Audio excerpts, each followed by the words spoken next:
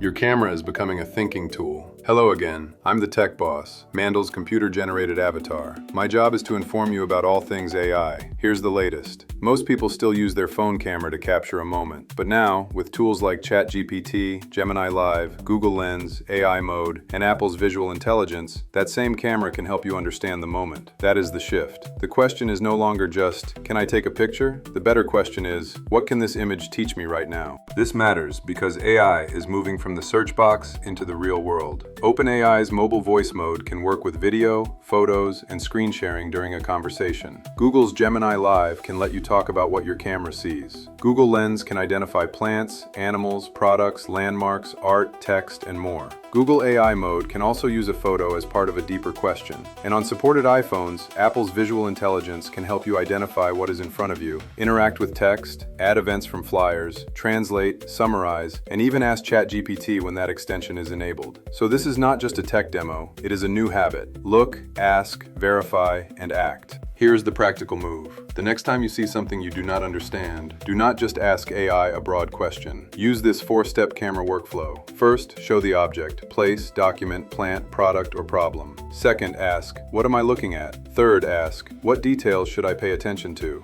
Fourth, ask, what should I do next and what should I verify before I trust this? For example, point your camera at a plant and ask if it looks healthy. Point it at a restaurant menu and ask for the plain English differences between dishes. Point it at a confusing appliance panel and ask what each control probably does. Point it at a shelf in your shop and ask how to make the display easier for customers to understand. That is how your camera becomes a field guide. The mistake is treating visual AI like it is always certain. It is useful, but it can still misidentify things, miss context, or sound too confident. Do not use it as your only source for medical, legal, financial, safety, or repair decisions. Do not point it at private documents, children's information, client data, passwords, or anything you would not want processed by an app. Use it for exploration first, then verify before the decision matters. For small businesses and creators, the advantage is simple. Your camera can become a fast assistant for inventory, merchandising, maintenance, training, content ideas, customer education, and field notes. You do not need to wait until you are at a desk. You can learn from the world while you are standing in it. If this helped, like the video and subscribe. Mandel watches the comments himself, so if there is an AI topic you want covered next, drop it below. AI, conceive it, then achieve it.